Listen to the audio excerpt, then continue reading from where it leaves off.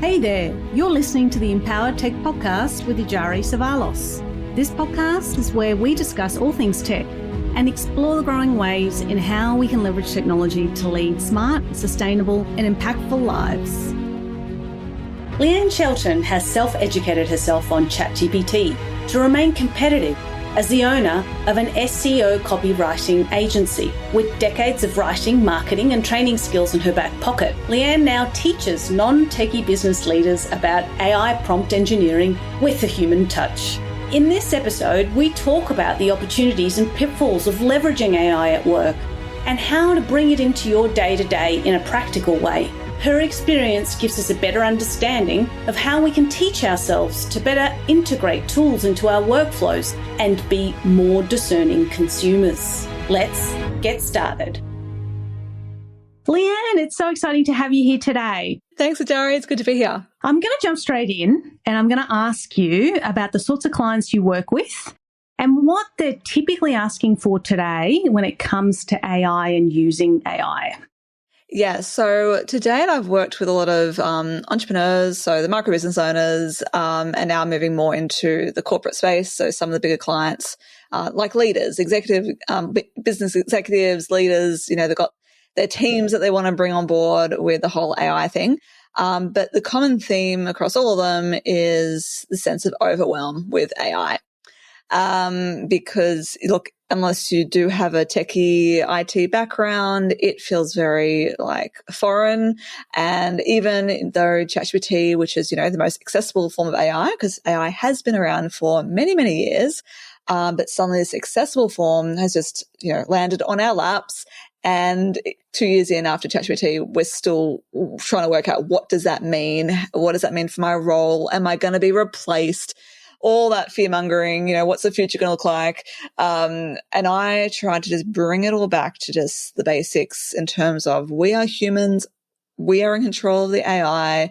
Don't get caught up in the whole hype, which it's very easy to do when it's new, shiny, exciting. And, the possibilities are endless.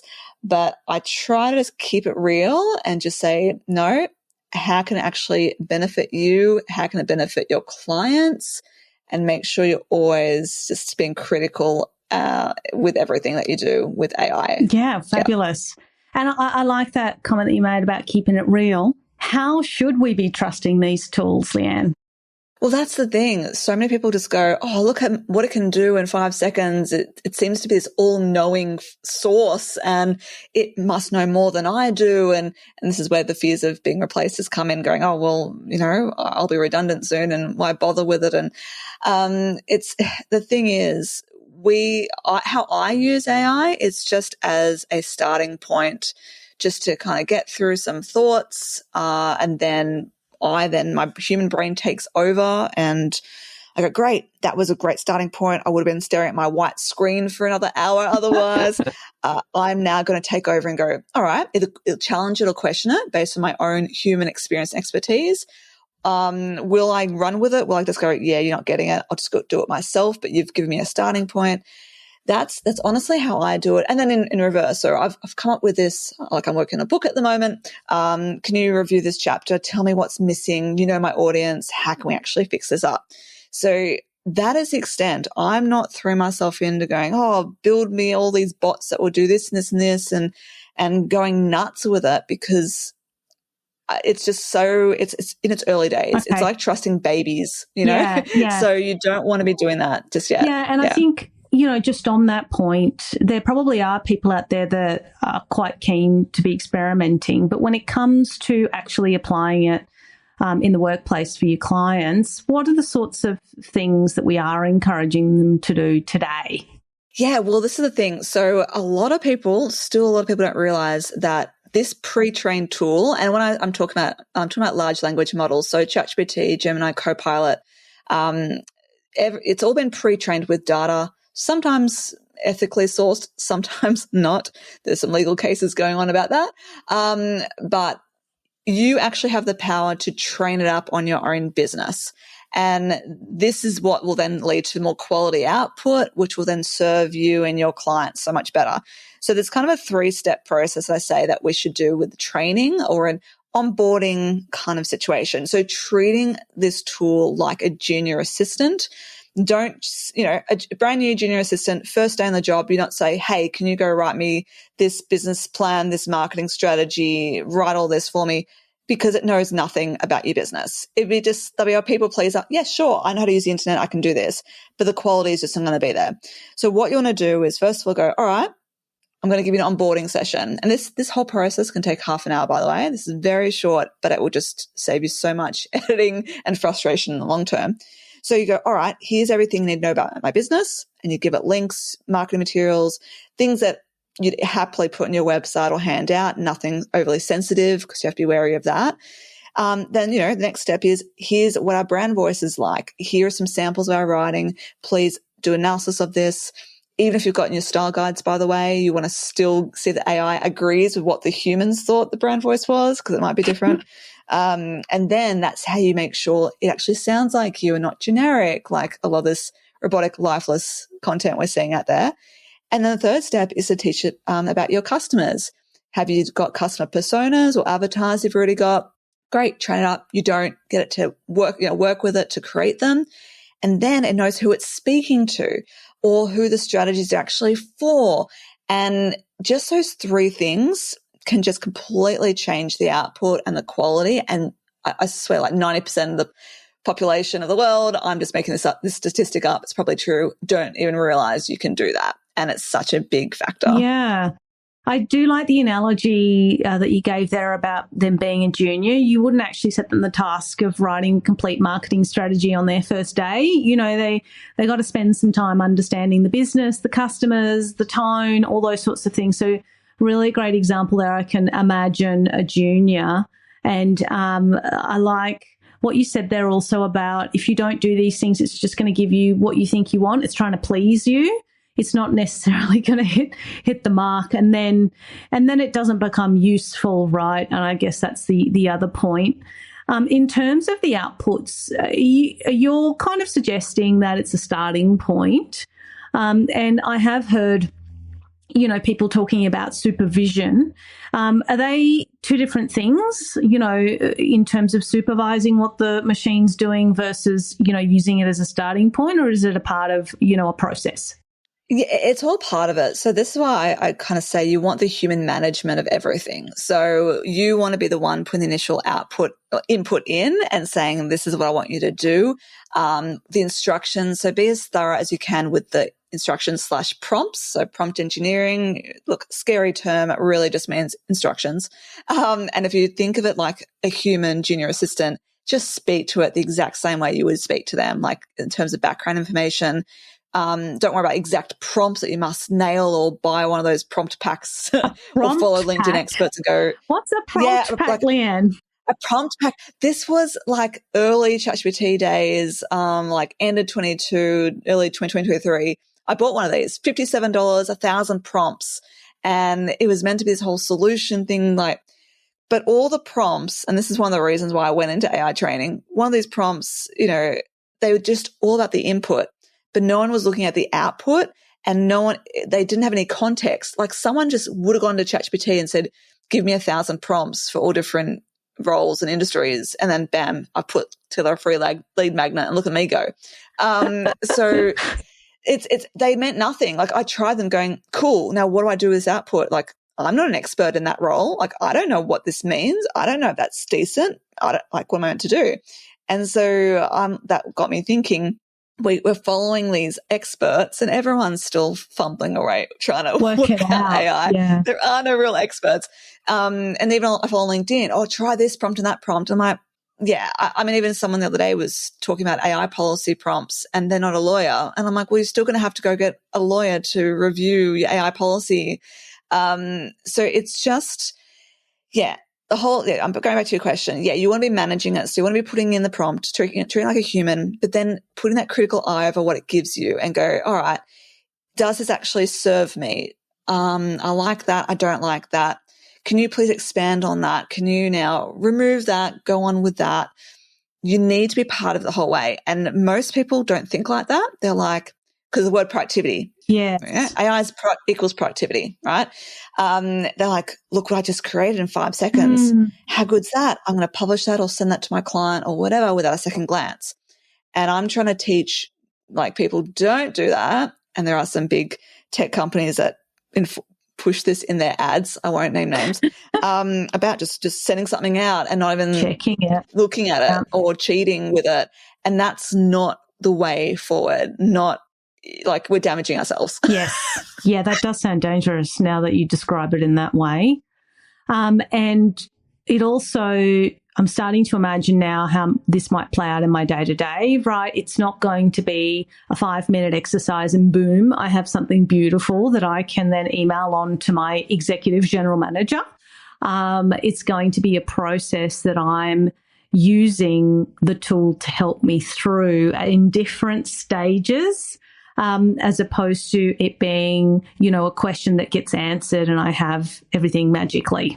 Yeah, and look, it will still save you time. Like, think of a big picture. Like, I'm, for example, at the moment writing weekly articles for LinkedIn, getting into that habit. I mean, we're at the time of recording this, it's early February, and I've kept up the habit. We'll see if it continues for another 3 months. But I'm pumping out articles in 1 hour that may have otherwise taken me 2 or 3. Yeah. So it's not taking 10 minutes; it's an hour, but it's nailing my brand voice because I'm taking the time to actually go. Starting with an outline for the article, I request an outline first, I review that. Then I ask for it paragraph by paragraph. So first paragraph, I review it, I edit it. Here's the updated paragraph. Now continue with the next one. So I am very much involved in that whole article rather than saying, great, I like the outline, give me a whole 700-word article. The quality is actually better when you go bit by bit and you amend it because it's less likely to repeat itself, which is one of the things that it often does. And it's more likely to match your brand voice because you're, kind of working with it. So it's still saving me time, but it's not 5 minutes. And I'm trying to explain to people, it's a bit like when you get instant results and it's still a very foreign and very cool thing, right? We get this dopamine hit of like, oh, how awesome, Zala, that sounds amazing. And just hit send, publish, whatever. But I want you to use that dopamine hit to fuel your creativity and critical thinking to then go, all right, let's have a look at that. Let's fix up that. And also look at it again a day or 2 later because sometimes when you're caught up in the moment, it sounds really good. But then when you reflect, it isn't as high quality as you thought. Yeah. And I had this with I got it to create a chapter outline for me for my book, for example. And I'm like, that's amazing. That's great. A week later, I was ready to start working on my book. And I realized 2 or 3 of those chapter outlines sounded very similar. One would have been very light on content. And then I had to rework it. And I didn't even see that a week ago. Yeah. So I think we also have to be wary of if you are feeling overwhelmed and burnt out and tired, and that's why you've resorted to AI, be wary of that because then you're kind of looking through this clouded lens as well. Yeah. So go have a nap, have a rest, then use the AI ready to think. Yeah, that's brilliant. I can relate to that in terms of I'm so tired and I need to get this job done and I no longer have the 2 hours I thought I'd have. So now I'm just going to quickly jump and do something quickly. And of course, it comes back with something brilliant. It sounds fantastic. And I'm like so impressed that I'm now not looking at it with a critical eye. Yeah, it just kind of blinds you. It's like this gold light. That's how it was described to me yesterday. This golden light just in your eyes. And you're like, oh, and you have to just put your sunglasses on a bit so you can actually see it for what it is. And that is the problem because a lot of people are caught up in how it's serving them. Like, I'm tired. I need to be productive. Oh, how good's this? And not thinking about who's reading it. So this is why you see all this generic stuff pumped out on LinkedIn, posts and articles or whatever. You just read it. We're all developing a sixth sense of what's AI generated without the effort. Like, people won't be able to tell my stuff is AI generated because I put the effort in, which is the ultimate aim. But I'm still being transparent and putting a little label at the bottom saying this was written with ChatGPT as a collaboration with ChatGPT, my human brain. Like, I'm being transparent about it, which whole other topic I think we need to do more as well. But yeah, it's just like you have to be ready to work with the tool and not just get to replace your thinking. And that is what a lot of people are just doing because they're like, because I can. but your brand is going to be damaged. The trust and all this is going to be damaged if people just keep seeing AI generated content from you. And I've already started switching off from certain people I follow, because even AI experts, I then go to their landing page after a really great webinar. You haven't even bothered with brand voice. Like, how do I know you're an actual leader in this space, a thought leader? How do I know AI just didn't make that all up for you? I don't. Yeah, that's a really good point in terms of the reputation that you have and how that might come across, right? If you're not A, being transparent, and B, starting to sound like AI generated content all the time, then that's going to damage your brand in a way that's going to be hard to come back from. Yeah. I mean, there was a potential business coach I was thinking about working with. When I spoke to her on the phone, seemed genuine. All right, went to a website. She had all these freebies to download. I'm like, oh, wow, amazing. Download a couple of them, purely AI generated. And it was a shame, because it was things like case studies, which I think a genuine case study she then put through AI to clean up. And I'm like, now it's lost the heart and soul of probably that person's quote. Like, so yeah, the overuse of AI. I also know some fellow copywriters who've gone too far to the dark side, and now I read their stuff going, I can tell you're just going nuts with AI. Like, it's just, so we all just need to be conscious and take a step back from it. And that's what I'm really pushing with, my business being human edge. Like, take a step back, have a breathe, have a breath. How can it actually serve you right now? Is it going to serve your clients at the same time? And just always, I mean, as like AI policy will start to become a thing, I think more so the next year or two, you're going to have to be transparent with your teams, with your clients, when AI is being used. I mean, there's a whole data security thing as well. We just need to stop lying and you might have this with your team. You've said don't use AI, and they're just using it anyway, and then using it badly. And you see that with students and kids, and that's a whole other topic too, that education space. And I want to delve into that next, because that's going to completely change. Yes. Because while we're in this kind of transition to a better way of leveraging these tools, how can we learn to be better, more discerning consumers? Yeah, well, that's so be like, for example, I work with ChatGPT. That's the OG. It knows me so well. I've been using it consistently for 2 years. Then, we have DeepSeek come out, China's equivalent, cheaper for them to develop, which is concerning in itself. Apparently way better and all this. And it's so easy to get caught up in the hype of a new tool, apparently better. But there's always a cost for a lot of these things. And there's like over 18,000 tools, AI tools out there. And I reckon 80% are easily just been developed by bored teenagers late at night. So we just got to think about, all right, these AI tools, a lot of them are very similar. A lot of the functionality can be done in ChatGPT or your Copilot if you're a Microsoft user or whatever. So just try to not get caught up in the noise and just go, all right, I'm just going to get really good with this one tool. Hey, look, this tool, like I use Otter AI for like transcribing. I know that's really good. And I've heard people talk about it. I've used it now a few times. I trust it. Cool. But I'm not jumping on every single tool as soon as I hear it announced. And that's a trap that a lot of people fall into, because it's the cool factor, the shiny cool, what's possible, look at what it can do.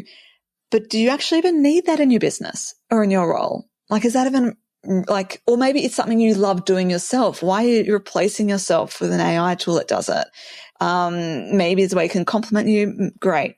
But are you fixing it up a lot? Or is it better if you just did it yourself? So it's just really thinking about, does this serve me? Does it serve my clients?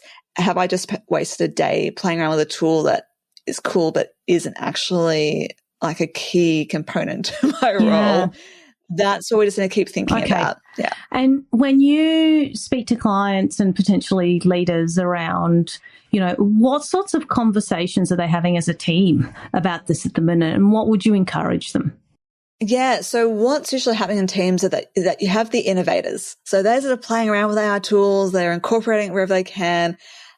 Maybe the leader doesn't even know what's going on, so it's just happening.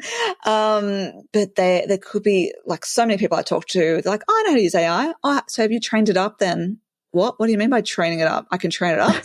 So there's a lot of fake confidence out there. Like, you just don't know what you don't know. And then you've got the other end of the scale of those who haven't even logged in to any of these tools because they're in denial, they're freaked out. This could be the 40 plus crowd, or just those just to say, I'm not tech savvy, I can't do it. Look, I'm a non-techy person. That's why I now feel like I can do training on this, because I'm not going to be on like IT jargon speak. I'm going to tell it in a way that I get it. So I'm dumbing it down for me just so I can explain it to you. So you have this broad spectrum of those between, playing around with it, maybe incorrectly, and those haven't touched it, burying their heads in the sand and making themselves redundant. So what my team training aims to do is get everyone on the same page. And one of my 3-hour workshops, for example, is let's sit down and everyone just train up on the business, brand voice, and customers. And everyone brings some projects and we'll all just see how it works now based on what we've just done. And all these aha moments, gold nuggets, it fills me up so much. I love it because they just had no idea what was possible. I've been hanging out in this space, not, aggressively and not spending hours playing with tools. I have 2 kids. I basically work business hours, avoid weekends when I can. So I've got limited time. And so I'm like, look, this is all I'm doing. This is all you need to do as well. And that just often makes people feel like, okay, I can breathe. I don't have to do all the things. And what I'm also saying as well is don't go over investing in massive projects. Like, oh, I've always wanted to do that. Let's now do it because we've got AI. I'm trying to say, no. Just start with basic tasks like writing that email to that disgruntled client that you've just been procrastinating about because you don't know how to do it. Or start with that article, or start with coming up with a business plan, or just do the basic stuff and evolve, because the technology is going to evolve too. So don't throw your money at something now that's not. Give it another 12 months or 2 years, and then it might be able to serve you. But right now, just get your head around the basics. Yeah. And what I'm hearing you say there, right, is understand what it can do in a way that you're able to also get used to the tool.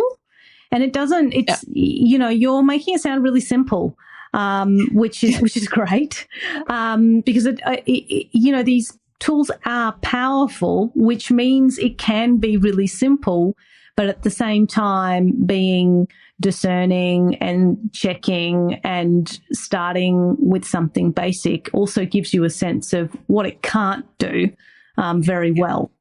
And look, something that just prompted a little thought here too is that there's so many of these tools. Like, for example, I've moved across to Gmail just in the last 24 hours. And I keep being prompted, oh, do you want AI help to write this email for you? And I'm like, no, I don't, because you don't know my brand voice. You haven't been trained on my customers or my business. No, I'm writing this.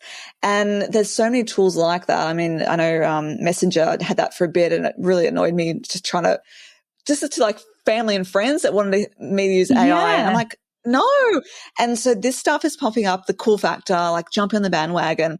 And I'm telling everyone, no, until, and this could be 6 months away, 12 months away, who knows, until you can say, I'm using ChatGPT and everything that I do it feeds into my ChatGPT. So every other piece of software I do, it always knows where I'm coming from.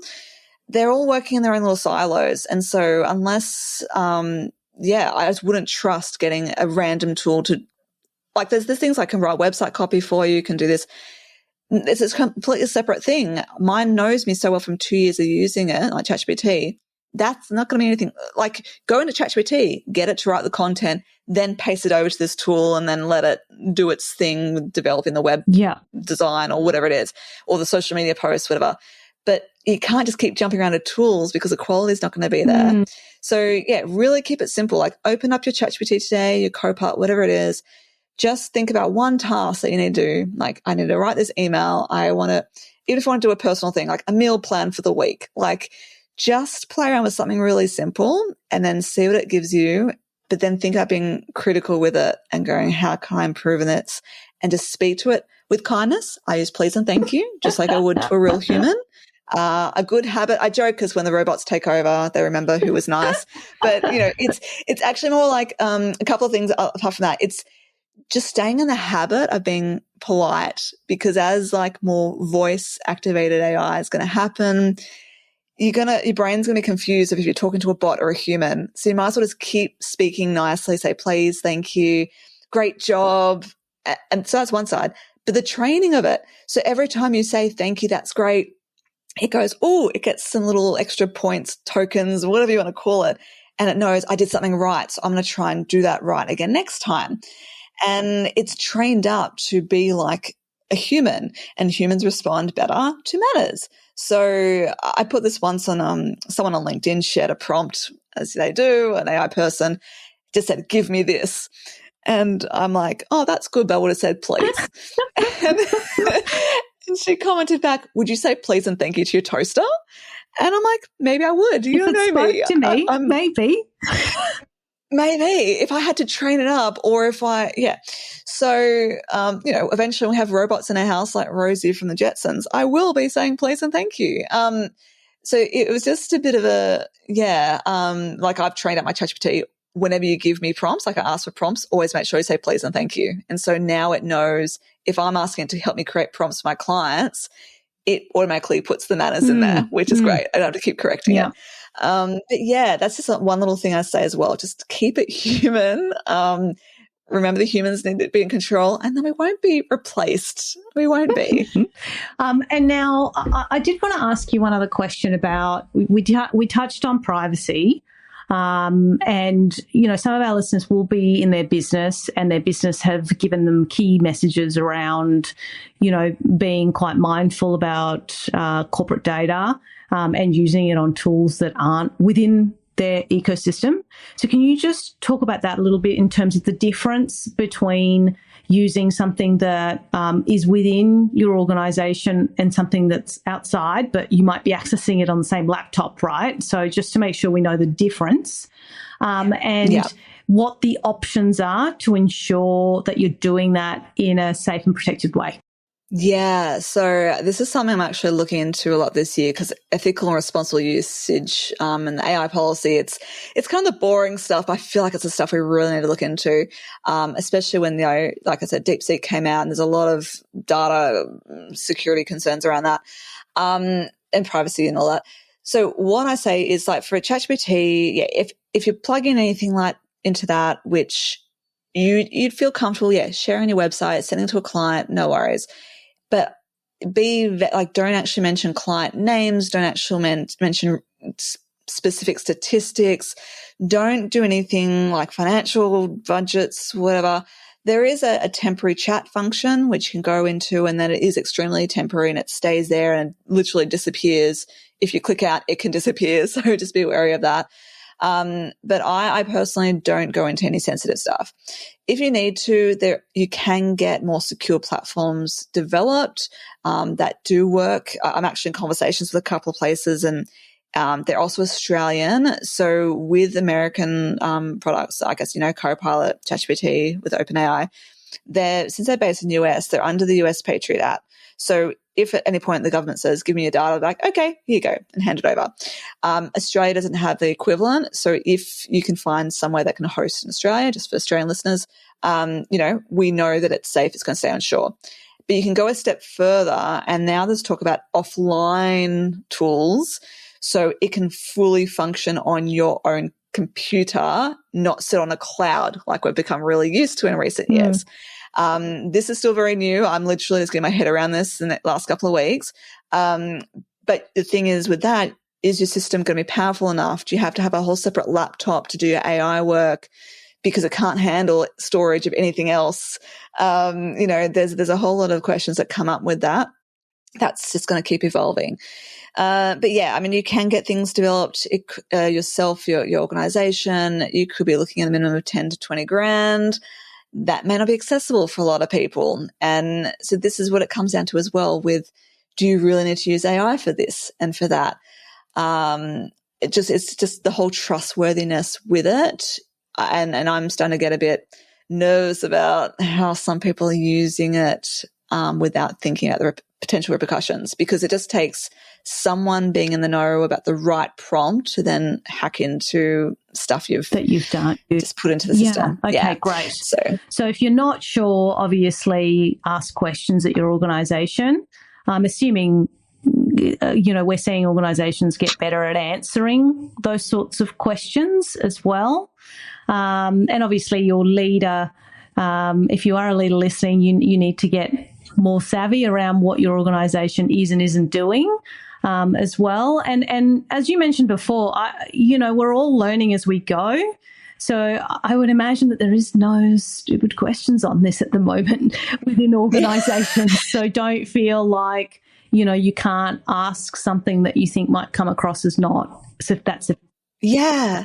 And that's the thing, like, even though you're a leader, don't feel like you have to have all the answers. There was a Gartner report I read, and it was about saying that it really needs to come from, like, change needs to come from within the organization. And this is a massive change. So I recommend, getting your teams together and just having the AI conversation, just saying, put it all out there. You're not going to be judged. Who's using AI?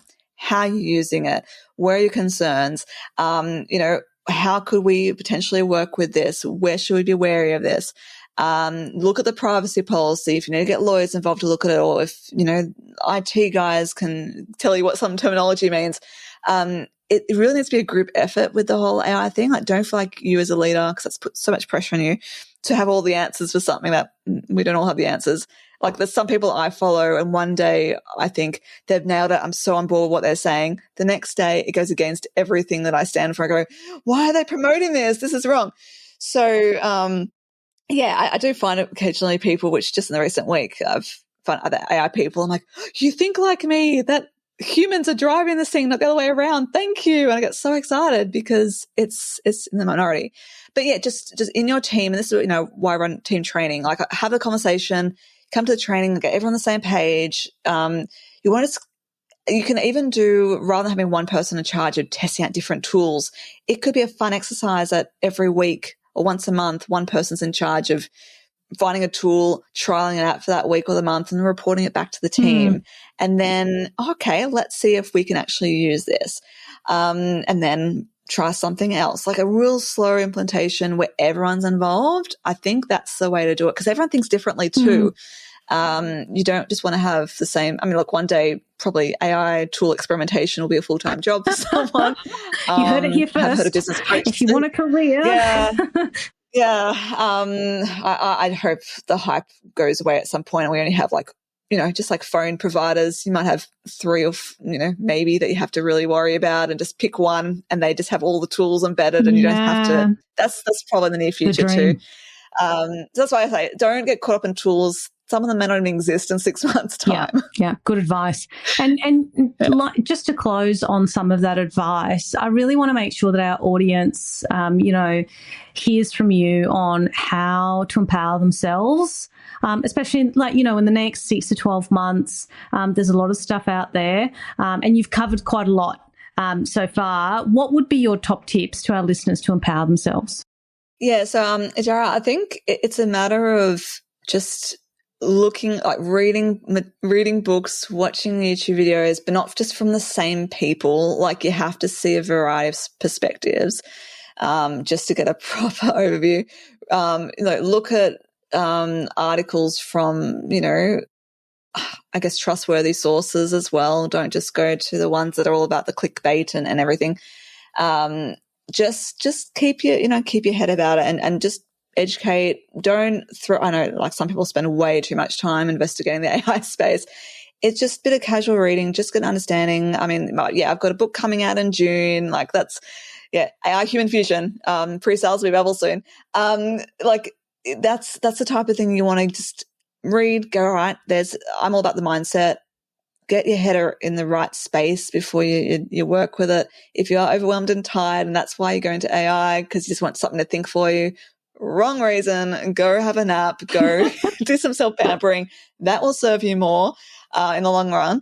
So it's just a matter of just dipping your toe in the water, but remembering, we're not all experts. There are no real experts. Even you have people leaving OpenAI, freaking out about what's happening or challenging what's happening there. And So there is no all-knowing person who knows what the future holds. But the things as well, like we've been through the Industrial Revolution, we've learned how to deal with electricity when that came out. We've learned how to deal with the internet when that came out, social media. It's just another thing that we'll adapt to. Our roles will evolve with the times, but we still have accountants and bookkeepers, even though we have QuickBooks and Xero, and we still have bank tellers, even though you can do everything online banking and ATMs. So your role may just change to more advisory or something because these tools still need humans to drive them. So yeah, just don't, any of that fear mongering being replaced. Like I heard someone say once, by 2030 we'll all be playing golf every day because AI will do everything. Cool. That's what you want to do. Go for it. I can't play golf to save my life, but you'd be doing it to yourself if that's the case. We are going to still remain relevant as long as you think with the right mindset. Perfect. Thank you so much for joining us, Leanne. It was really great to hear some of what we can do to get ourselves more empowered and more armed and not ride on the hype roller coaster. So really valued some of that conversation today. Thank you so much. Great. Thank you.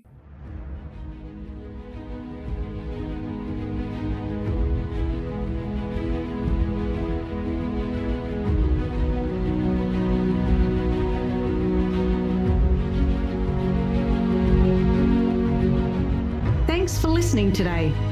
Do keep in mind that this is a podcast for informational purposes, and all we're really doing is sharing our opinions on things that matter to us. With that being said, if you liked what you heard and want to continue supporting us, share this podcast with your network to help us grow and bring on even more guests. Until next time, this is Iyari from EmpowerTech, signing off.